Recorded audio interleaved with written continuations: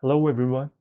In today's lecture, we begin studying a new market structure called monopolistic competition. So far, we have studied two extremes of market structure. Perfect competition represents the one extreme, where many firms sell identical goods and have no pricing power. Monopoly represents the other extreme, where one firm dominates the market and has substantial pricing power. Today we study a market structure that falls between those two extremes. Alright, perfect competition and monopoly are useful benchmark models, but many real markets do not fit two extremes. Instead, many industries are imperfectly competitive, meaning firms have some degree of market power but still face competition. Two important forms of imperfect competitions are monopolistic competition and oligopoly. Monopolistic competition consists of many firms competing to sell products that are similar but differentiated. Oligopoly exists when a few large firms account for most of the sale in an industry. So monopolistic competition has many sellers, while oligopoly has only a few dominant sellers. Understanding imperfect competition is important because the most modern consumer markets fall into one of these categories. Now let's focus on the key concept of product differentiation. A differentiated product is a product that consumers perceive as distinctive in some way. This does not necessarily mean that the product is physically very different. Sometimes the difference is real, and sometimes it is based on branding or perception. There are several ways firms differentiate products. One method is through physical characteristics. For example, a bottle may be unbreakable or cookware may have a non-stick surface. Another method is location. A coffee shop near campus may attract more consumers simply because it is convenient. A third method is through intangible factors, such as guarantees, money-back promises, reputation, or consumer service. Finally, firms often rely on perception through advertising and brand identity. For example, two shirts may be similar in quality, but consumers may strongly prefer one brand one another. Because differentiation, each firm gains some pricing power over its own product. Now let's compare perfect competition, monopolistic competition, and monopoly. Perfect competition has many firms selling identical products. There are no barriers to entry, and firms are price takers. Monopolistic competition also has many firms, but products are differentiated. Barriers to entry are low, not zero, because products are somewhat unique. Each firm has some pricing power. This is why the monopolistically competitive firms have a mini monopoly. Each firm has a small monopoly over its own specific style, flavor, design, or brand. However, it still faces strong competition from close substitutes. Monopoly has one firm, no close substitute, and very high barriers to entry. In all three structures, firms maximize profit where marginal revenue equals marginal cost. However, long-run outcomes differ depending on entry and competition.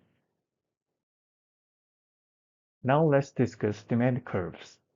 In a perfectly competitive market, the demand curve faced by an individual firm is perfectly elastic, meaning horizontal.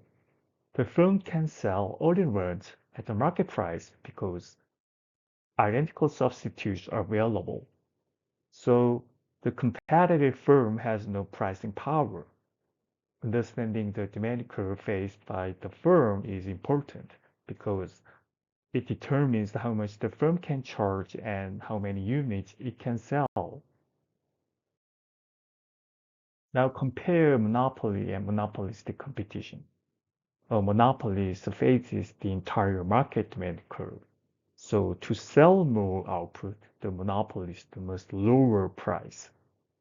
A monopolistically competitive firm also faces a downward sloping demand curve, but it is flatter than the monopoly demand curve. Why is it flatter? Because consumers can switch to many close substitutes if the firm raises price too much. However, the curve is not perfectly flat like perfect competition because some consumers still prefer the firm's product. So the firm has more pricing power than a competitive firm, but less than a monopolist. This is the middle ground between perfect competition and monopoly.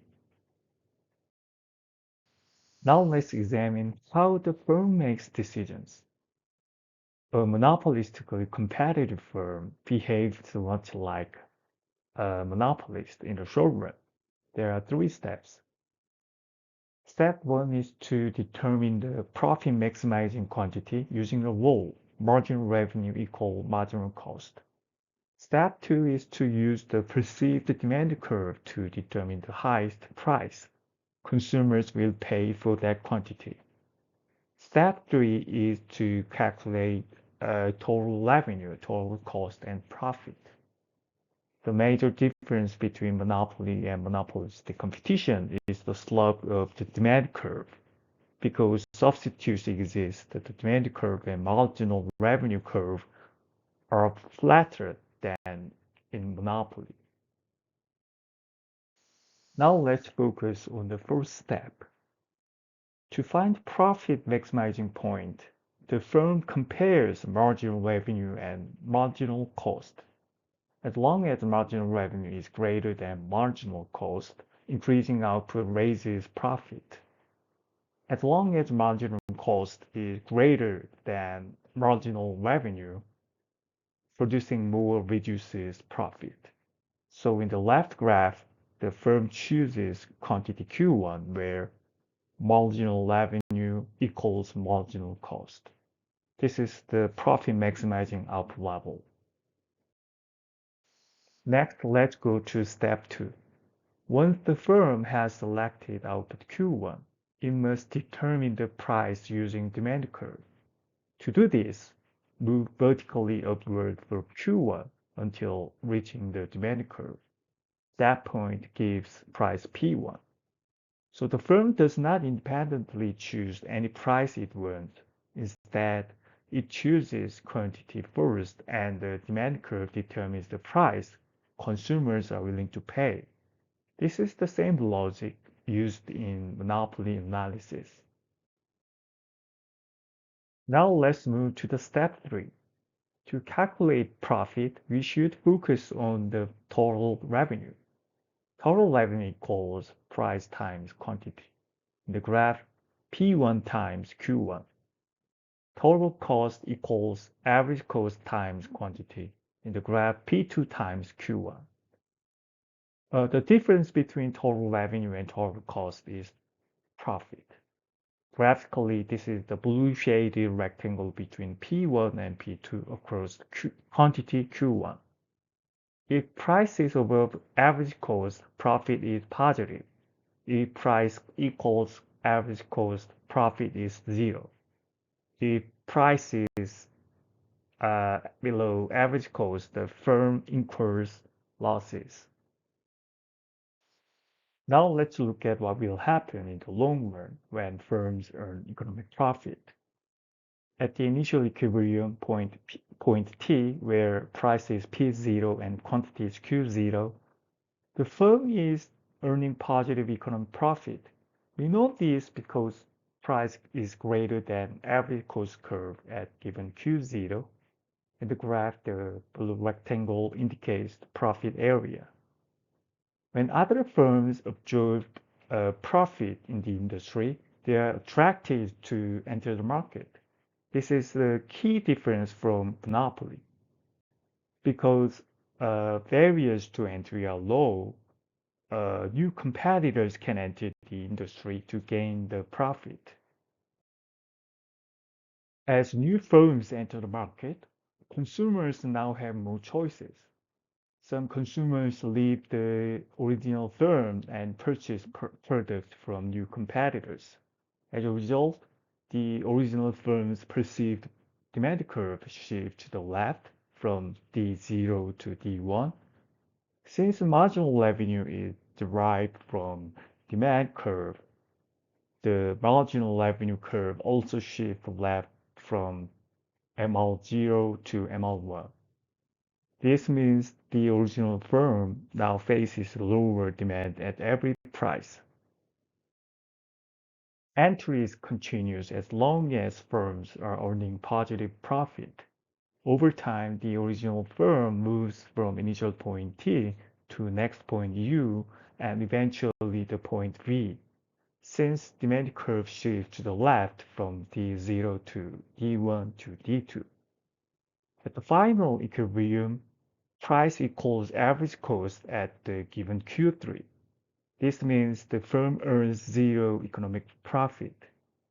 At price P3 and quantity Q3, there is no incentive for additional firms to enter, so entry stops. This long-run result is similar to perfect competition in one sense, zero economic profit. However, the firm still has some market power because demand remains downward sloping. Now let's consider the opposite case. At price P0 and quantity Q0, the firm's price is below average cost when the firm produces Q0 quantity. This means the firm is making losses, shown by the orange shaded area in the graph. When firms lose money, some firms decide to leave the industry. This process is called exit. As firms leave the industry, consumers have fewer alternatives. Some of the consumers who used to buy from existing firms now buy the products from remaining firms. As a result, the perceived demand curve of the remaining firm shifts to the right from D0 to D1. The marginal revenue curve also shifts to the right from MR0 to MR1. This increases sales opportunities for the remaining firms. Exit continues until losses disappear. The firm moves from original point T to new point U. At point U, price P1 equals average cost, and economic profit that the firm gains is zero. At this point, firms are no longer losing money, so existing firms' exit from the market stops. Again, in the long run, the market adjusts to zero profit equilibrium, like when firms are not making profit. This happens because free entry and exit eliminate persistent profits and losses over time. Now let's discuss efficiency. In perfect competition, firms produce at the lowest point of the average cost curve. This means perfect competition achieves productive efficiency because goods are produced at the lowest possible average cost. In the monopolistic competition, firms end up producing where the demand curve is tangent to average cost curve, but this occurs on the downward sloping side of the average cost curve. That means firms are not producing at the minimum average cost. So monopolistic competition does not achieve productive efficiency. Firms maintain excess capacity because they produce less than the cost minimizing scale. However, consumers may benefit from greater variety and product choice. Thank you for watching.